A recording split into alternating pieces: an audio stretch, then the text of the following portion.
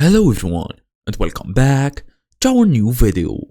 Well, if you need to display pricing, comparisons or even structured data, tables are super useful.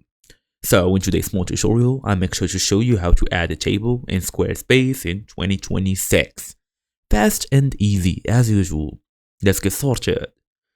Well, first and first, open your device, make sure you are fully connected to the internet, go and look for Squarespace in your favorite browser. Tap on this website, they're gonna take you to a new tab, or you should usually just log in using your email address and password. As for now, we're gonna go and tap on this website, your site title here and every other details, tap on edit. Then we have multiple options such as the main navigation and all of this.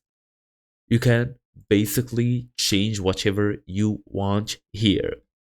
So for example, let's say you are trying to use a custom code, you can basically use the code injection, or you can use the CSS. After this, you can even look for an HTML table.